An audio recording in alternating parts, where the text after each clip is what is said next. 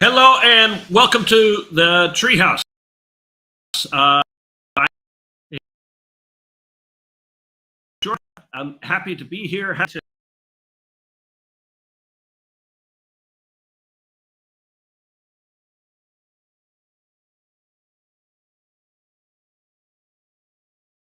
started. There's a couple of things, housekeeping things I always have to do.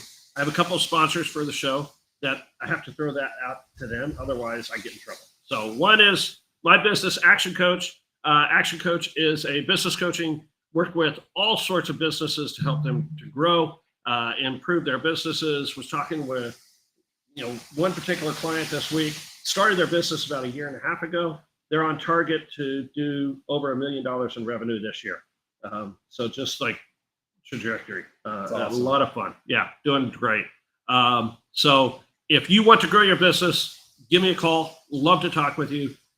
Comment, get in touch with me.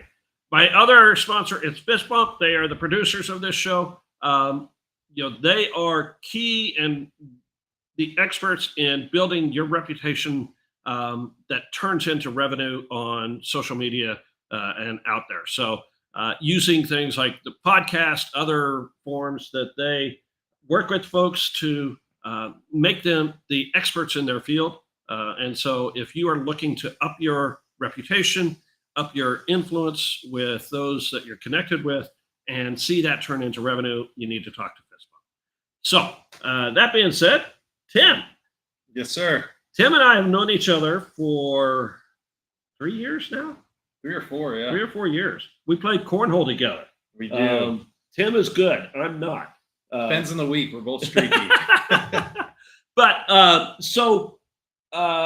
question I ask everybody who comes on the show is when you were, 8, 10 years old, whatever, and you were hanging out with, whoever as a kid and playing, what was your tree house? Where did you kind of like escape? What did you dream about being? What did you want to be when you were a kid, when you grew up? So I'm a northern country boy.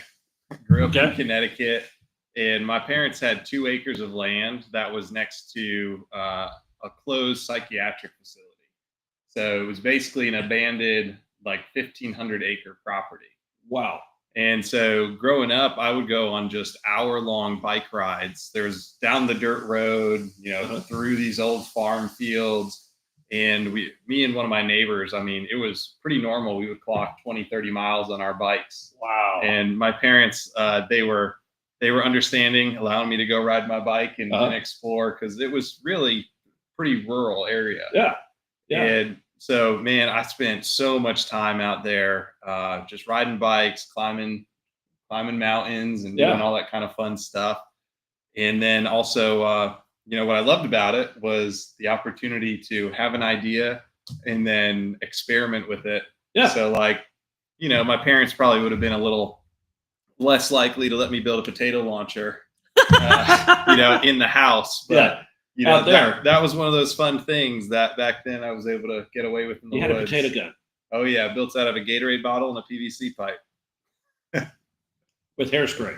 Yeah. So, I think to your point, it's, there's a reason I went on to study engineering. Yeah. And then also, the entrepreneurial spirit of not being afraid to just ride your bike many miles into the unknown and well, and that's what I think as I hear that, the independent nature of it, right? That having that where it's like you're just free to go and explore and do and try and fail sometimes and succeed sometimes. Oh, there were a couple very tired rides home. Sometimes you go a little bit further, too far, but I'm sure that's another common trend among entrepreneurs, right? Yeah. It is, go a little bit too far, push ourselves to the limit. Yeah. That's awesome. So Northern Kentucky, Connecticut. Connecticut. Yeah. Okay. Northern Connecticut. I didn't realize you were from the Northeast. Yeah. Okay. What part of Connecticut? Because I was in Massachusetts for 4 years. Yeah. So my sister actually went to school in Massachusetts. Okay. Her husband did as well. I grew up in Southbury, Connecticut. I think it's the southwestern side of the state, but it's been a long time. Yeah. I left there when I turned 18 and moved to Colorado. Okay. What precipitated that move? Just like, okay, I'm done with high school and I want to go.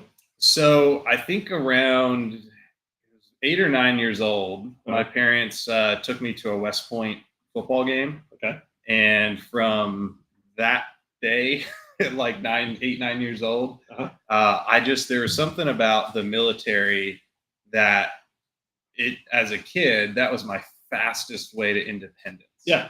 I wanted to do things my way, and I wanted to be independent of my family. I've got a great mother and father, great sisters. I think I'm a little bit different at times than them. Yeah. And so I wanted to be on my own. Yeah. And I will tell you, the military is probably not the best place to go if you want to do things your way. Yeah. But they're a little regimented. a bit regimented. But it did give me an opportunity to. So did you go to the academy? I went to Air Force Academy. Did you really? I decided West Point was a little bit too close to home, and I needed, about 1,000 miles of space to really get to stretch my independent wings. Yeah. I don't think I knew that you actually went to the Air Force Academy.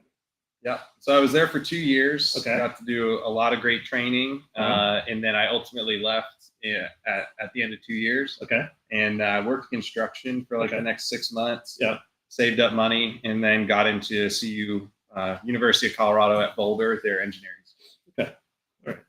So you got out before you had to go into military. Did you go into the Air Force at some point? Yeah, well, so it's kind of an interesting rabbit hole. When you're at a military academy, you show up on first day before basic training and, you're sworn in. So you're fully in the military. Yeah. But all of my time served was in a training environment. Okay. So it's, was I in the military? For sure, 100%. Yeah. But it is different than somebody who, say they enlisted, they did basic training, they go to tech school, they go into their main service field. Yeah. So I was in, but it's kind of a gray area. Yeah. Okay. All right. Yeah. And I did not serve. So I'm ignorant to a lot of it aside from what I hear. And like, last week was West Point's graduation and it was all over the news. And I heard, they were graduating and being automatically commissioned as lieutenants. So yeah, amazing opportunity going to those schools. I mean, academics, extremely rigorous. And then what you have to do to balance the military training requirements where every day you're up, depending on your squadron between, 5 a.m. and 6 a.m., you're out there in the hallways reciting, what's for breakfast. Yeah. So you're balancing all that, especially your first year. And then after you go through what they call recognition, which is in April of your freshman year, then that's where you get accepted into the full cadet wing. Okay. And then you get a lot more opportunities for full training. Okay. So I got to fly as a part of their cadet flight training squadron. Cool. So I've got about 120 flights in the TG-10B, which is powered a lot like a Cessna, except there's no engine. So they tow you up behind a Super Cub to about anywhere from 8,000 to 12,000 feet. Yeah. You punch off from that 200-foot rope and you are just gliding around. You're gliding around. There are thermals, so you can gain some altitude, but I mean, you're managing everything to make sure that you get your one shot at landing in a really good spot, hopefully the runway. Yeah. Yeah. That would be a little scary. It's like, okay.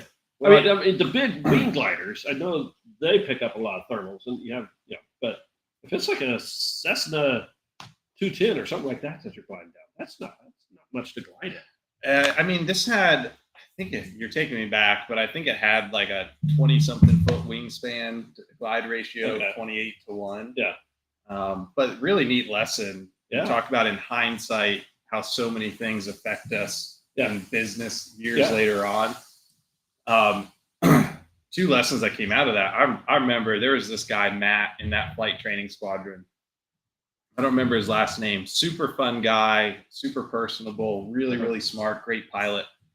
And I remember standing on the flight line and back in our squadron, you were kind of lucky to get one flight every day. Okay.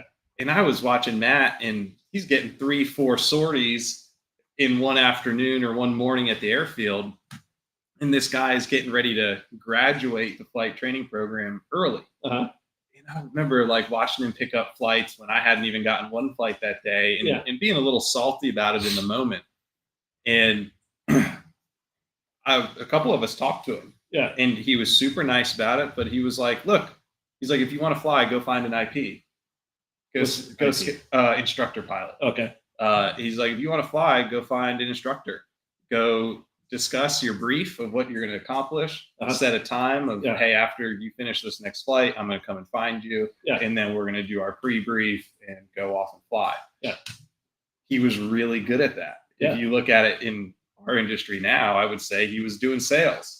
He was out there. He was prospecting for his next instructor and doing nothing wrong. But it's like the guy who prospects more is going to get more deals. And so he got to graduate early. Whereas I had a more of a backseated approach at that time. I kind of thought the flights were going to come to me. And I graduated late. So I thank Matt so many years later for that lesson that it taught me in business is the squeaky wheel who's going out there prospecting, shaking the trees. That's the person who's going to get the most opportunities, at least for business. I think that's a great lesson for business owners is if you are not actually going out and doing the work of your business, meaning selling it, meaning marketing it, meaning your business is going back. You're not going to grow. It doesn't come to you. You have to go for it. And the other lesson that I learned there is for the initial summer program where I learned to fly, you do 10 training flights, and your 11th flight is a solo. Okay. So you are thrown to the wolves very quickly. And I started off really, really strong, was great at landings. And then I went through a bit of a lull of where I was rounding out too early, and not having the smoothest landings, not hitting the middle of the runway. And eventually I had enough good landings in a row where I got signed off to go solo. And it was almost, I'll be honest, it was a little terrifying because all of a sudden, it's like I was in this program with a bunch of highly motivated men and women. Everyone's goal was to solo. Because that's how you graduated that phase of training. And so I'm sitting here, I get the signed piece of paper that I'm allowed to go fly, and that feeling of fear. Not wanting to go up there because I didn't feel fully qualified in the moment. But then looking around and watching my peers jump off the same cliff, and I had a very real conversation with myself where it was like, it doesn't matter how much I don't want to do this. This is what's next for me, and I have to go and do it. And I remember sitting on the runway, holding the stick to the plane as the Super Cub starts to take off. In the first time I'm flying as the only person in the plane. And the entire time just thinking, I hope I don't die, and like having to trust the training as I'm flying behind that Super Cub up, about 3,000-4,000 feet above ground level.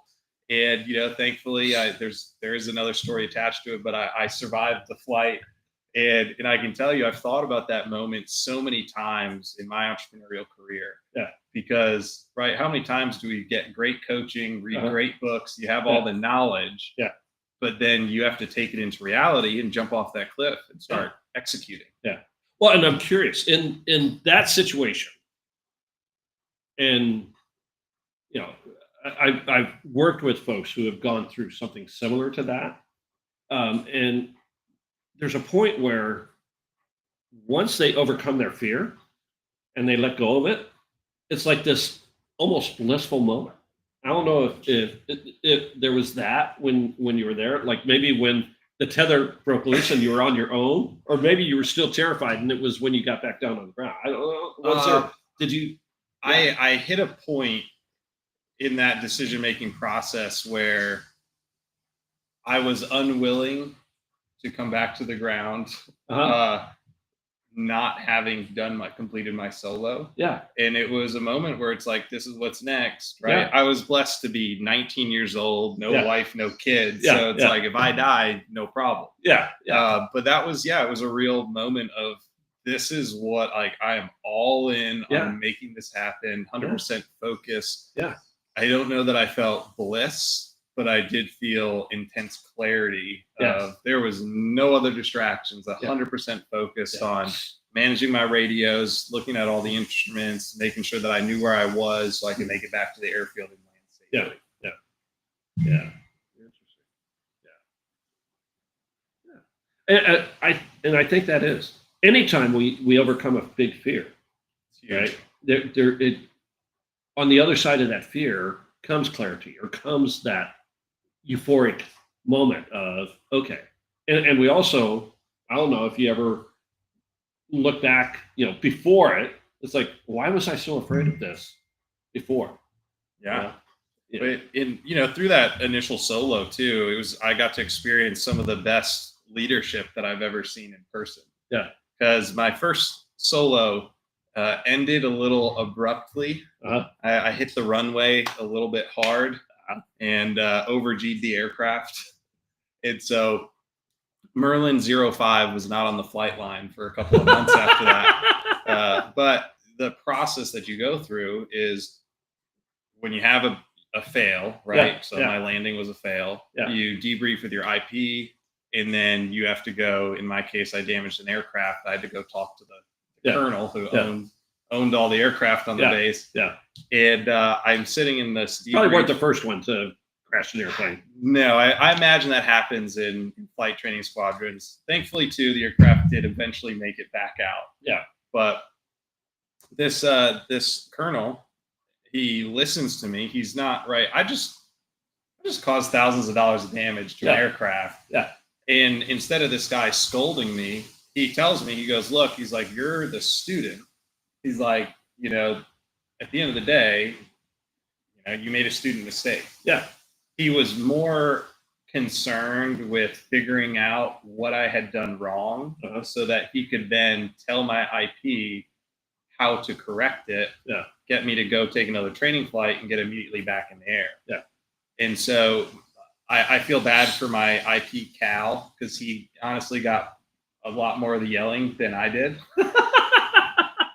But what I say about great leadership, right, is that colonel, it was so impactful, is that he didn't bury me for making a mistake. Yeah. He identified, I taught me a new term. He said, you got ground rush. You came in too strong. You hit the grass airfield. So I want you to go up. I want you to do 2 practice landings. As long as you grease those, you're going to go up and immediately do your new solo. Yeah. And so that's exactly what I did. Went up, nailed 2 landings. I think it was the same day. Might have been the next day. Went up, did another solo. And then that was the start of my process to upgrade to be an instructor. Yeah. Very cool. There's so much there, as you've mentioned, that like overflows to, what you've taken from that and what you're doing today that I know, which, the experiences and the leadership and all that sort of thing. So cool. Because you left there, you went into construction. You didn't have your own construction business. You worked for somebody. Oh, it was me and a bunch of illegal immigrants shoveling concrete and digging holes. So I worked with a lot of very hardworking individuals during that season of life. Yeah, yeah. And that was out in Colorado, or where was that? That was Colorado Springs. Okay. So where'd you go after Colorado Springs? Then I moved up to Boulder, Colorado, to attend the University of Colorado at Boulder. Yeah. I was there for 3 years and ended up getting my degree. I ended up switching to economics. So I had like almost all my credits to get an engineering degree. Yeah. But ended up graduating with a degree in economics. Yeah. Okay. All right. And from Boulder? Then I moved to Flowery Branch, Georgia. Down here. Yep. So beautiful Georgia. You talk about God putting some pieces in place for me in that season of life. I got a random call from my cousin a couple months probably before college graduation. And I had an offer to go do investment banking. I thought that's what I wanted to do, right? I had big dollar signs in my eyes. Yeah. Also probably wanting to make up for leaving the opportunity that was the Air Force Academy. Yeah. To make my feel better, I want to have massive success. Sure. And so I already have that job offer. I'm planning on going, moving there to work. And my cousin calls me and says, "Hey, I understand you're thinking about doing this other career, but I know about how you grew up. I also know what you went through leaving the military." And she's like, "I work at this place called Eagle Ranch Children's Home." And she's like, "I think the mission just fits, who you are to a T." Yeah. The mission is family reunification and mentoring, specifically for me, young men, but they do also service young men, but mentoring young men who are in a crisis to try and get them to a spot where they're living their best lives. Yeah. And so I flew out to Georgia. I met with a couple people at the ranch and interviewed and just fell in love with the mission. Yeah. And so I turned down a close to a 6-figure job. Yeah. And took a job in ministry making like $1,000 a month. Yeah. Isn't it funny how God does things like that? Yeah. I mean, he got a hold of my heart through that organization. And I will tell you, even though financially, maybe it wasn't the right move. Yeah. I think what I ended up learning through that situation or through that opportunity, prepared me to be a better father, better husband someday. Yeah. And also I think taught me communication skills and how to meet people where they're at. Yeah. And so, I mean, that training, is probably worth more money than I ever would have made doing investment banking. Yeah. Wow. How long were you at the ranch? I was there for 2 years. 2 years. Yeah. Worked with a lot of boys. A lot of boys, still in contact with a lot of them too. Right. Yeah. That's awesome. I'm curious, how much of your being in Connecticut and that whole independent nature, how did that tie in with working with these boys? Because I have to imagine a lot of them probably came from homes that, maybe were not necessarily the best homes. Maybe some of them were, but, just that independent nature. And a lot of them being very, and I want this a positive way, because I think your independentness is, you're very strong minded. You know what you want to do. You go and you do it. Right. And I think a lot of young men and young women who struggle are very strong willed and don't have it channeled well, perhaps is the way I would say it. I don't know if that's fair or not. Oh, it's definitely fair. I mean, I was just having a conversation with my girlfriend the other day, and I told her, I said, "Well, baby, we're going to be together for a long time. There's a lot of years for God to improve my character." So I said, "You don't get all the fruit on day one." And so you're definitely correct. Strong-willedness. There's a lot of benefits, and there's a lot of ways that we need to kind of tweak that over time. Yeah. But I definitely connected with those young men at Eagle Ranch because, similarly at the root of it, even though I was blessed to have a very loving mother and father, I could empathize with not feeling understood and not feeling a sense of hope because, I mean, at the end of the day, right, I think we all kind of have a dream, and it doesn't matter if you're 9 years old or 35 years old. If you have a dream or a vision and you feel completely incapacitated to go after it, it just crushes a person's soul. Absolutely. And so I think at the root of it, that's where a lot of these kids, what they feel. Yeah. And I was able to empathize with that. And then our terminology at the ranch was we essentially want to teach these kids, how to process their emotions so that they could be healthier adults. Yeah. And then also we talked a lot about survival behaviors. Yeah. Right. And we all have them. Every human being, we have survival behaviors. Yeah. Some people get quiet in conflict. Some people get loud. Yeah. And a lot of these boys, I would say their survival behaviors were less socially acceptable. Yeah. And that's, getting loud. Who looks like they're in the wrong? The kid who is yelling and screaming and throwing stuff, or the kid who's sitting in the corner pouting. Yeah. Both we need to address the survival behavior, but some of that work was helping the boys understand that when they feel themselves shutting down, if they do it in a way that's very not socially acceptable, then they're never going to be able to be heard. And so being able to teach those kind of social skills over time, really changed kids' abilities to be heard by their parents. They take that into their future careers. And, it's like, if you go, and one of the kids, I just met with him a couple weeks ago, he's got a mobile auto repair business. Cool. Right? Entrepreneurial spirit. He's going after it. And those skills of how to communicate with people and problem solve. I mean, I'm sure he's way better at it because of having been at Eagle Ranch than he would have if he was still using those same unhealthy skills. Instead of throwing wrenches everywhere. You're going to win more flies with honey in general. I want to get to what you're doing now, but you said something there, and I think it touches on why I like this show and why I do this show. Because you said everybody has a dream, right? And that's kind of where I start is what was your dream in the treehouse or wherever as you were a kid, and the things that you dream about and that sort of thing. And I believe with all my heart that those dreams that we have when we're kids are a vision of what God wants our life to be.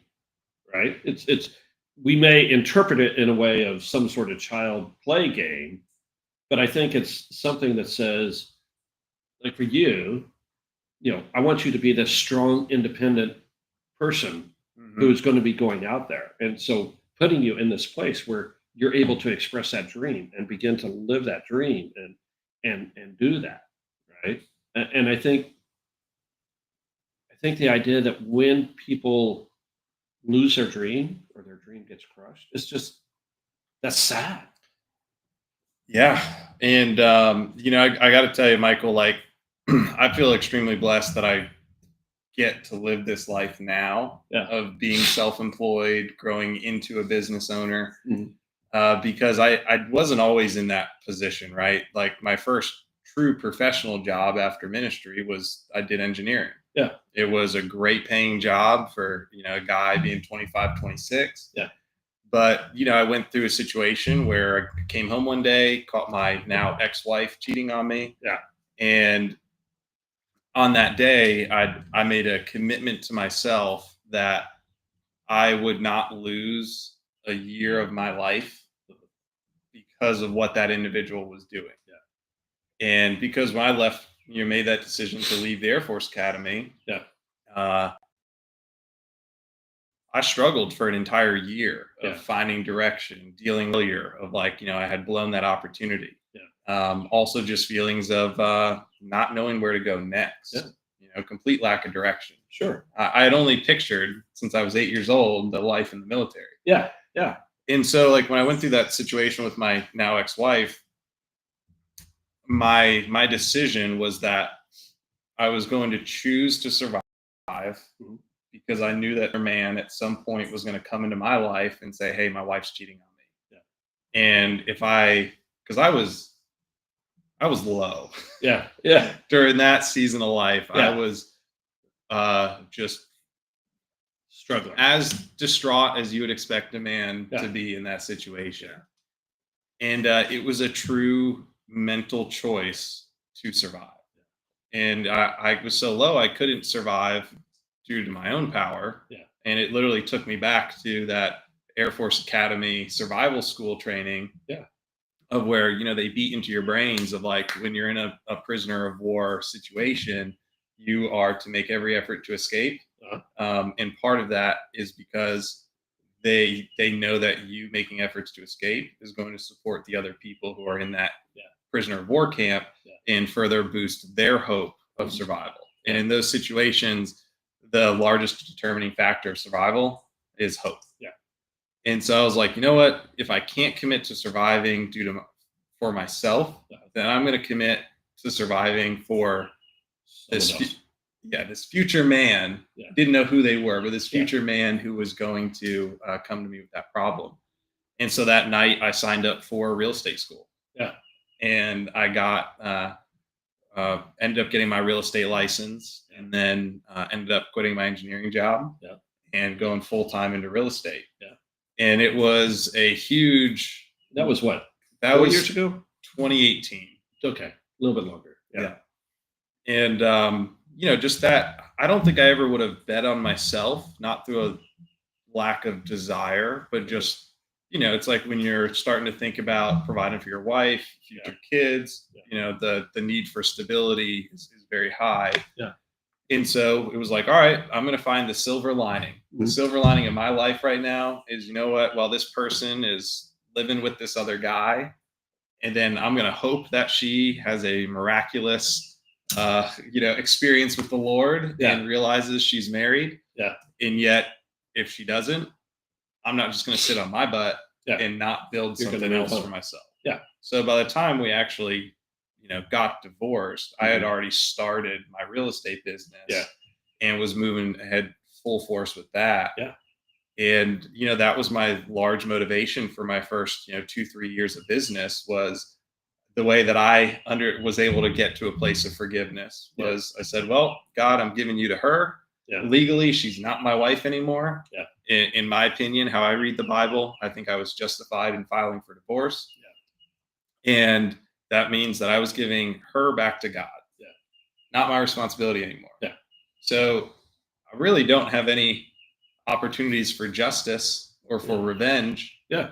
And so the only thing that, made me feel better those first couple of years was knowing that if you go out and cheat on me, I'm going to go over here. I'm going to build a life that's so big and so beautiful that you're going to wish you were still part of it. Yeah. And that is the only, I think, biblical revenge that I am allowed to go after. Yeah. No, I think so. And you have been very successful in doing it. In rebuilding your life. That's awesome. It's been an incredible journey, and one of the greatest gifts of experiencing a degree of success and a degree of stability is the transition that we as business owners get to go through, which is, I think, well, at least I started running away from pain. And at a certain point, you realize, well, I'm comfortable enough that intense pain motivator is no longer present. Yeah. And so then comes the long process of rewiring our brains to run towards opportunity. Yeah. Instead of running away from pain. Yeah. And that's still a phase that I've gotten better at, but man, there's a lot of growth that needs to take. Maybe even embracing some of that pain. We don't necessarily have to run away from it. Mm-hmm. The pain is part of who we are, and the pain is part of what motivates you. Yeah. Without the pain, you would not have been motivated to do what you're doing. I just know it's difficult for me to stay in a mindset of positivity and abundance. Right. When I'm running away from pain or really still thinking about that. Yeah. And when I'm in a place of like, hey, here's an opportunity that comes up. Oh, I think I have the skill set. I have a plan to go after that opportunity. It's so much easier for me to stay in a place of positivity and abundance. Yeah. And so I just know that I want more of that in my life. Absolutely. Yeah. I don't mean to wallow in pain. That's not what I was suggesting. But I think that, just like I think pain is also an expression of fear. For sure. Yeah. For sure. And we're faced with fear in so many parts of our life, right?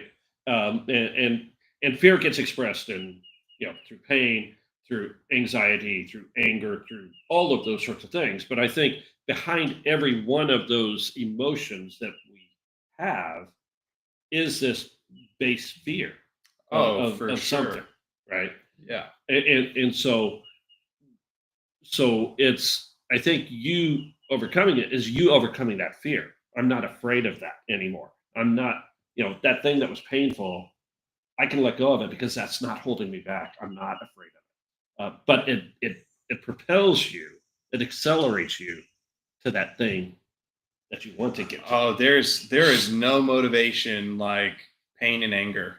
I mean, it's the fact that I was able to leave an engineering job and go in my first year almost make my engineering salary. Yeah, was pretty incredible. So I'm thankful for that season. Yeah. But I know that long term, I don't want to live in a place where I'm running from fear. No. I want to make financial decisions that allow me to have stability. Sure. And I want to Yeah. give myself the opportunity to, be in the correct niche. Yeah. Yeah. That's cool. Very good. So dreams, going back to that theme, what are the dreams that you have now? What's your next biggest dreams? So I think we're kind of talking about like a big why. Uh-huh. I mean, my current big why is that, I'm with an incredible woman, absolutely love her.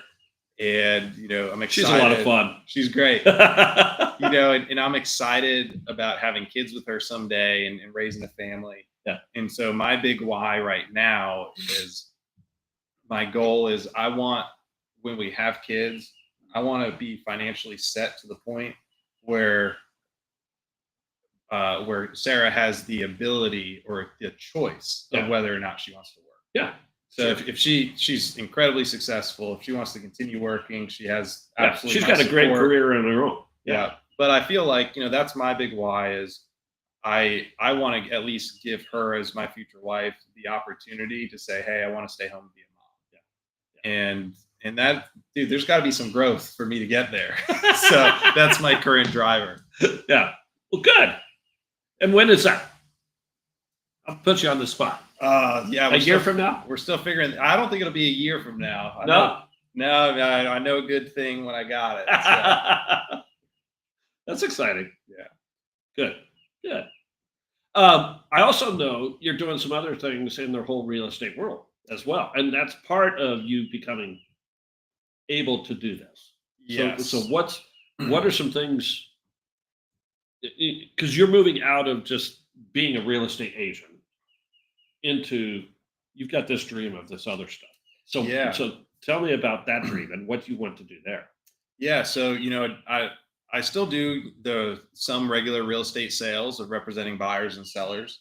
But where my big dream is, man, I'm absolutely amazed at new construction and new development. Yeah. Like seeing a piece of land go from trees and hills to flat, beautifully manicured with 100 homes on them. Yeah. It's a thrill unlike anything I've done before. Yeah. And so it gets me so excited to especially be involved in the entire process, from acquiring the land, consulting on subdivision development, not like layout of houses, but then also what's the absorption rate of that local area? What types of houses should we be building? What price point should we be building?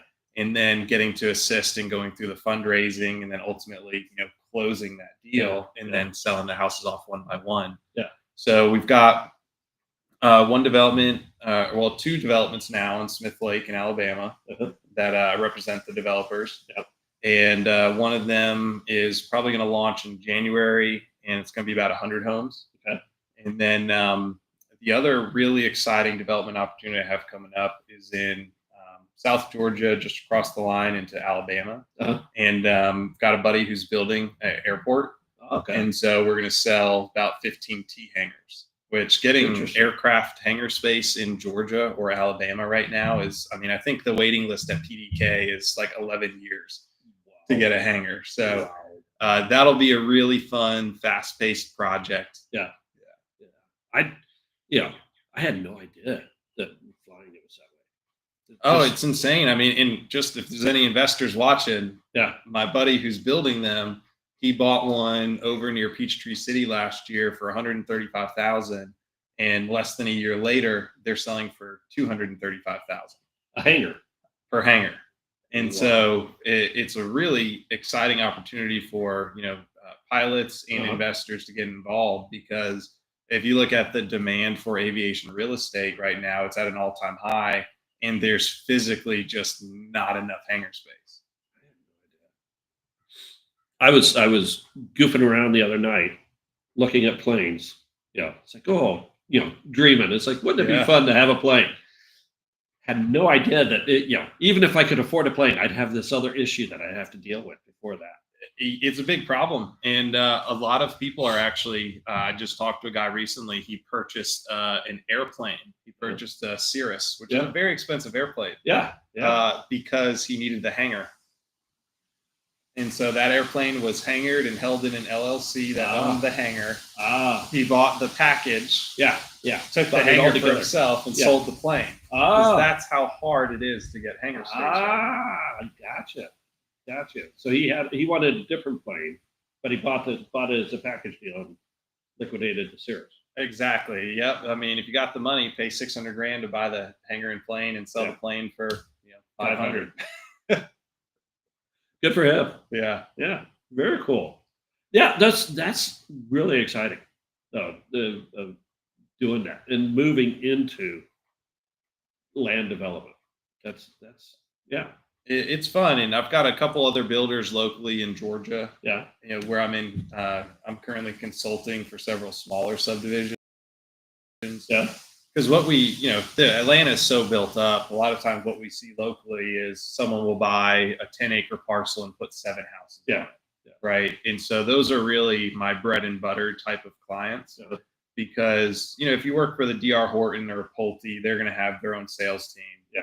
But when I meet, a longtime builder who's now has the money to go out and do a subdivision, right? They need to have someone who's not just a real estate agent saying, "Hey, I know how to put it in the MLS. I know how to answer my phone."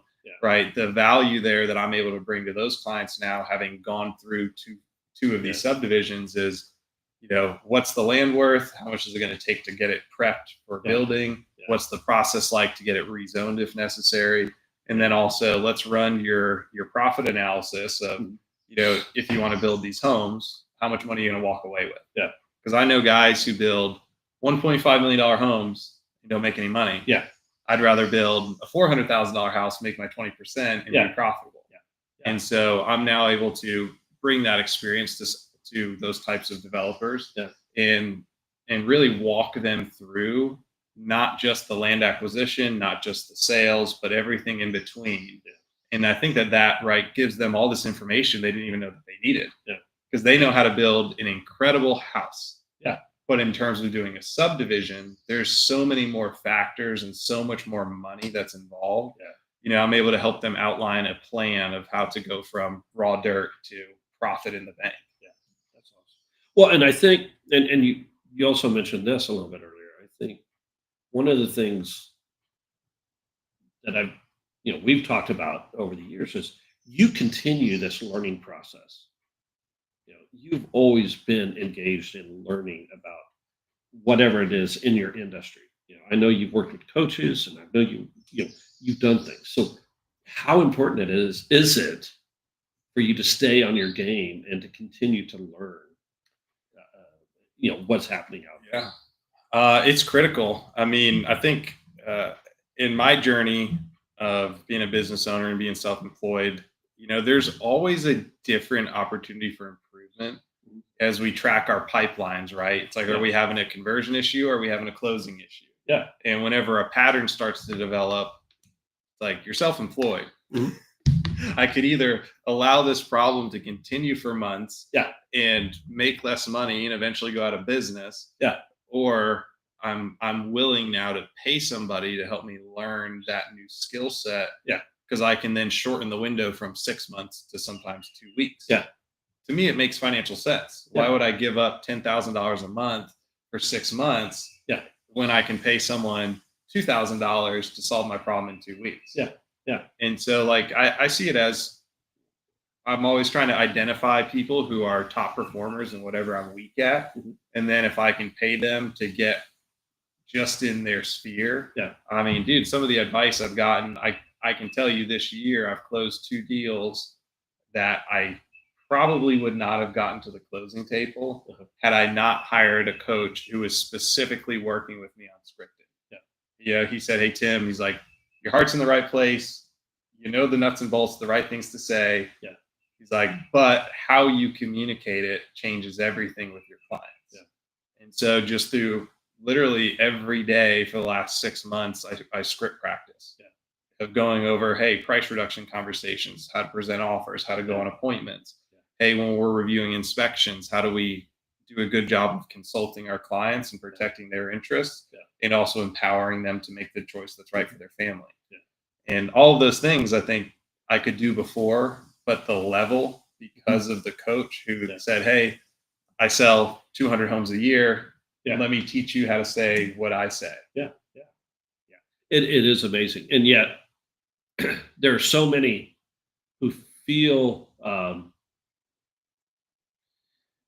like the expense is not worth worth it to do it. Right. I mean, people they're afraid to take that step and say, like you do, it's like, I'm better off paying this amount of money because I know that it will get me here. And yet business owners don't do that. Why? Same reason we don't spend money on marketing. Right? It's like every dollar, especially as a small business. Every dollar I generate is mine. I want every dollar from business. Right. If it's not repeatable, if there's not a system that's bringing people in, that's not a business. You're just on a constant hamster You're on a job. wheel. You're in a job. And so, I mean, I still struggle with the idea of spending money on marketing because it feels like a waste in my small business owner brain. But I'm slowly getting there of understanding how it's important. But that was, a big reason I didn't have a coach my first year. I was in productivity coaching, which was very helpful, but that is group coaching, and I paid a portion of my commission to that coach. And what happened was that coach did his job, helped me go from no home sales in my first 6 months to 12 home sales in my next 6 months. And then it just became, it was actually more expensive for me to be a part of a coaching program that had that type of payment, because I was paying 10% of every check. It gets very expensive. And so I elected to hire a private coach, right? Because then I got one-on-one coaching. And it was for a flat fee of like $1,000 a month. Now, and I mean, like you, since I started my business, right, I have my own coach, even though I coach people. Right. If I don't have a coach who keeps me sharp, then what good am I in my own business?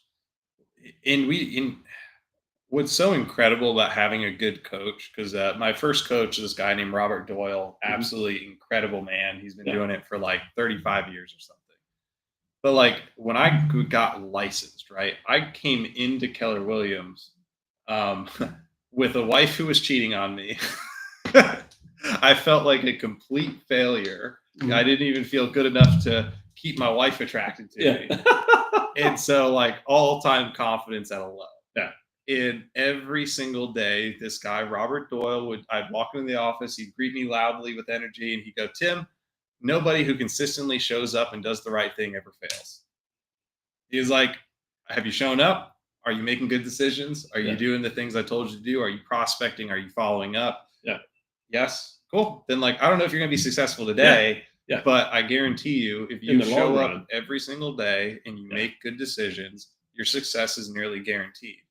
And so what having a coach during that season of my business, yes, he taught me skills of how to write a contract, how to negotiate, how to prospect.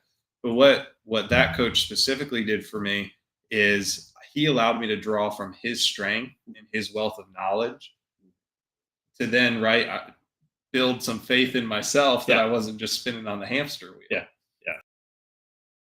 Business owner, it doesn't matter that in year 5 you're going to make $400,000, $500,000, $600,000. You don't make it through year 1. You don't get the profits of year 5. I was just having a conversation with one of my clients yesterday about the idea of, business is so much about faith, right? Faith in yourself, faith in the system, faith in the processes. So much. And you don't necessarily see the payoff today of it, but if you do the things that you know will be successful and continue to do it and consistently do it, it will pay off, right? For them, we talked about how they need a certain number, of estimates in their pipeline, right? Because we know, if you have this much in your pipeline and your conversion rate is 20%, then just trust the system. You put that much in estimates in your pipeline, the 20% will get you to the revenue target that you want to get to. So it's all about making sure you're doing the work of getting the estimates in. Yeah. If you shortcut that and think, oh, I don't need to do all that work, I don't need to do 5 times, my revenue in estimates. I'll just do 2 times and expect the results of it. It doesn't work. Unless you are able to trigger that conversion rate, which we can work on that too. But if that's what it is, this is what you got to get to. Yes. You have to do the work. Yeah. Yeah. So, and oftentimes without a coach, like in your case, or with the people I work with, people don't ever get there. They're spinning their wheels. Yeah. And I think, at least again, my experience in real estate is, I think eventually like a top performer will reach some level of consistency and success. Yeah. And at least my experience with that was there are certain things that I didn't want to do anymore. Yeah. And some of that, it was prospecting. Yeah. Right. Of like, you got some money in the bank, feeling happy. Past clients are happy. They're sending me referrals. Like, I don't know that I want to go sit. I sat 70 open houses my first year in business. Yeah. That's more than one a week. Yeah.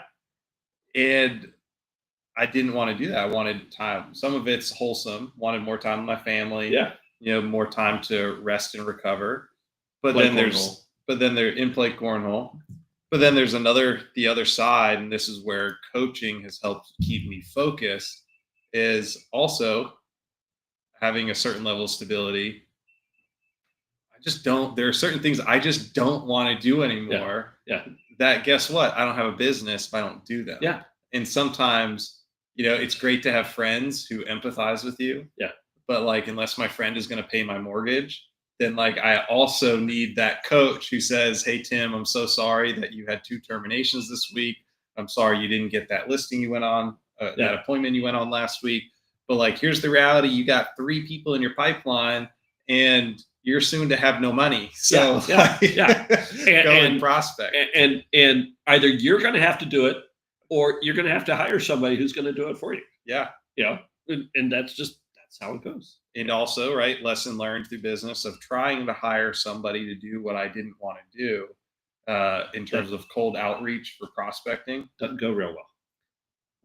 If I don't know how to do it at a high level and I can't train and help someone grow, how in the world am I going to hire them? Like, you have got to hire true A-level pass money on hiring somebody.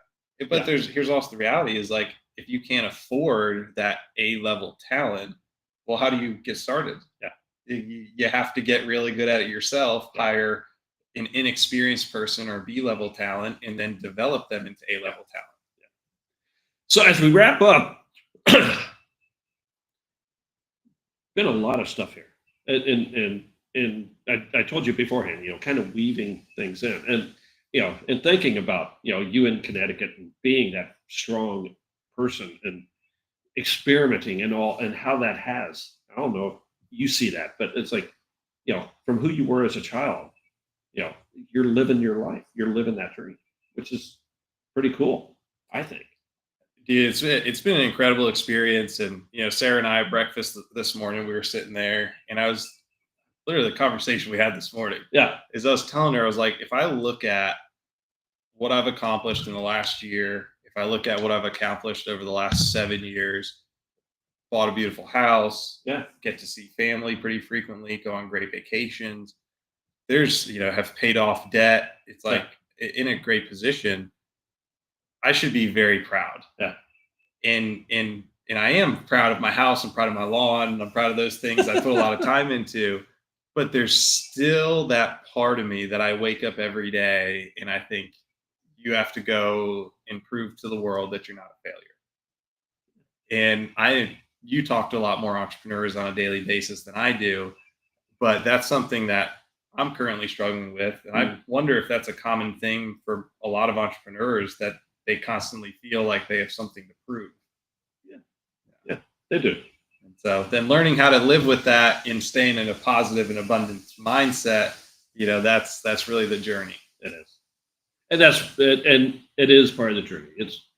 But as we grow and we get there, that's the joy of life as well. Yeah.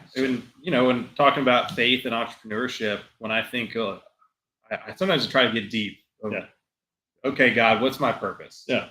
And if I don't know the pinpoint one, what I have reverted back to is, I think that, first people that came on this earth, Adam and Eve, he put them in a garden. Yeah. He gave them dominion over the garden. He said, go out and build something beautiful. Yeah. And so I feel like on a day-to-day basis, with my business, personal life, like I feel the call of God. He's like, okay, whatever you have right now, like I've entrusted that to you. Yeah. What are you going to do with it? I've Be a given good you steward. freedom to go out Yeah. and create. And why do we feel so fulfilled when we go out and create and accomplish? Yeah. Like Yeah. we're tying that. That's sort of what God told us to do. Yeah. You want to feel Yeah. good? Hey, take what I've given you and go out and build something, improve the world around Yeah. you. Yeah. Be a good steward of what I've given you. And Amen. you will be in my will. Yeah. Yeah. That's what he asked for us to do. So awesome. Thank you. Thanks for coming out today. I enjoyed the appreciate it. treehouse, Michael. Thank Yeah. It's nice having you up here. So and thank you all for watching. As always, you can find us. This is getting streamed on YouTube. You can find it out on YouTube. You can find them on my website, michaelconnor.actioncoach.com, and other places. So again, appreciate it. you.